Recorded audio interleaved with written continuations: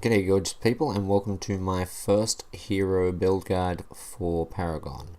Today we're going to talk about the beautiful Narbash, probably my second favourite character in the game, maybe third. Chimera, who I haven't used in a long time, Iggy and Scorch, who is just a brilliant character, and then Narbash. So in this build we're going to be prioritising his thunk, which is his R1 or his right click. Then we are going to be prioritizing obviously his ult and his march, which is square on the console, whatever it is on the PC. And we're not really going to go for some of my people until very late in the game because it just wastes too much mana. So this is going to be a very tanky support build. As you can see, only 11% towards damage. We're going to have the usual suspects of your mana potion, your health potion, and your harvester key. And we are also going to be using the Centurion for that extra health later on, because we're not going to be focusing on damage anyway. It's just going to be sustainability. So as you can see here, there is a lot of stuff going on. Alright, so when I start the game, I will pick myself up a Lord's Ward.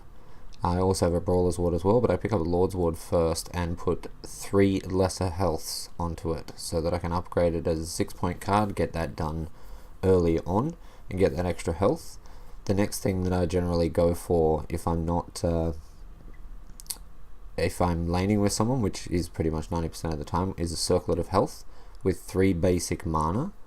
The Circlet of Health offers an extra 4.2 health regen to nearby allies. So if you are with a Murdoch, you're laning with a Murdoch, it's just really good to keep him alive a little bit longer. So yeah, between those two I will get them upgraded first. I might not upgrade the Lord's Ward until I've got my Circlet of Health, but they are the first 2 cards that I will upgrade. The next thing that I generally do is go straight towards the tankiness with my Tempered Plate and my Tuned Barrier. But I also have these 2 Amulet of the Veterans, which could be the first things that I go for if I'm not actually copping too much. I have one there with a 2-point strike and 2 healths, the other one with 3 healths.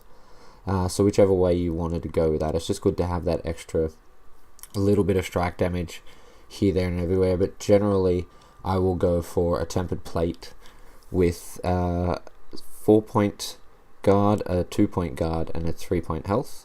And the same with the Tune Barrier, 4-point, a 3-point, and a 2-point in the exact same way. So there we have a 4-point barrier, 3-point health, and a 2-point barrier. Makes you very tanky. Even if people are running armor penetration, you'll still be good. Excuse me. But it's good to just throw them on early game. So generally, if the majority of the opposite team is physical, I will just throw a Tempered Plate on first, and I'll do upgrades to it. But I will also put the Tune Barrier on anyway. So the next that 6 points will go towards both of those cards, and then if they have more physical, I will upgrade the Tempered Plate. If they have more energy, I will upgrade the Tune Barrier. But I won't. So if they have, say, 3 energy and 2 physical, I'll put both of them on. I'll upgrade the Tune Barrier first, and then I'll move on to health. I won't go into fully upgrading the Tempered Plate. I will just put the health on from it, and then I'll move on to one of my Amulet of the Veterans. If I, after this point, if I actually have 3 points to spare, I will delete my Lord's Ward, and I will put on the Brawler's Ward, and because I'll have enough health by then to replace the Lord's Ward, and I'll get a little bit of extra damage and a little bit of mana.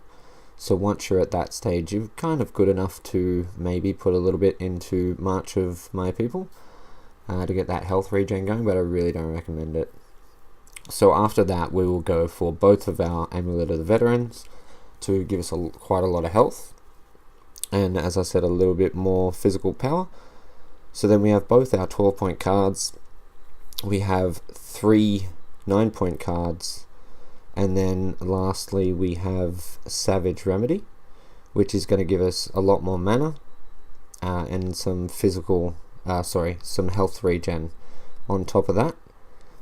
So we should end up with what does that work out to? I think it's about 9.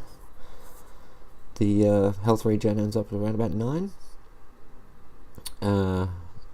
Around about that time is when we'll get rid of the Circlet of Health, because by that time our range carries should be decent enough to look after themselves. But we'll get the 4.2 health regen off of that.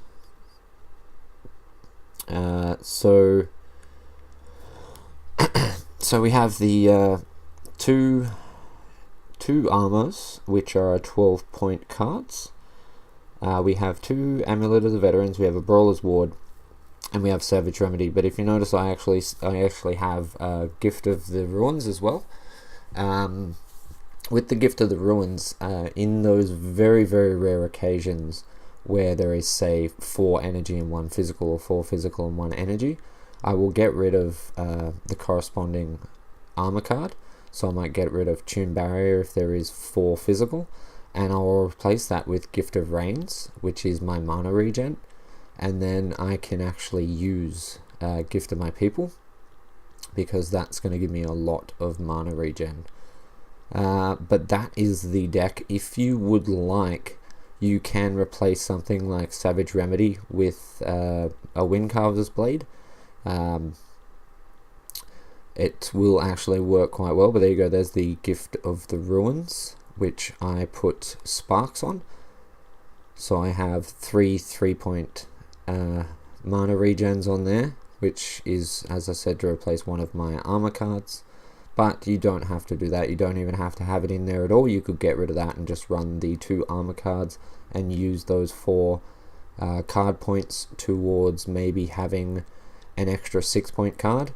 Maybe a Windcarver Blade early on with 3 strikes on it, just to get yourself a bit of damage early on and get yourself some more card power.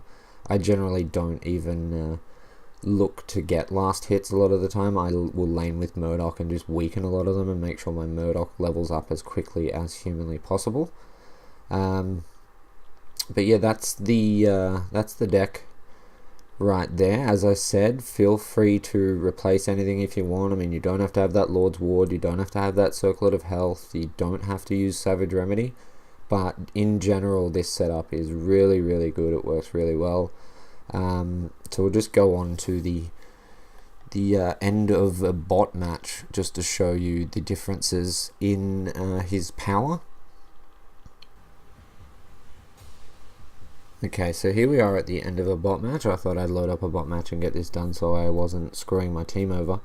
We have got my usual way of doing this with all of the armor put on. So we have the Tune Barrier and we have the Tempered Plate on this build.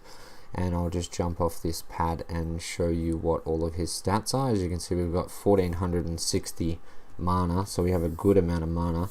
We have 2.2 mana regen, 225.8 of both armor, 4,380 health, and 8.2 health regeneration. We only have 52 physical damage, but generally we're not trying to do a lot of damage. We're trying to use our Thunk and our Crash Bang Boom, I believe it's called, to just sort of CC the enemy team. But we'll just come back in and let's just assume that the enemy team is all physical, or say 3 or 4 physical.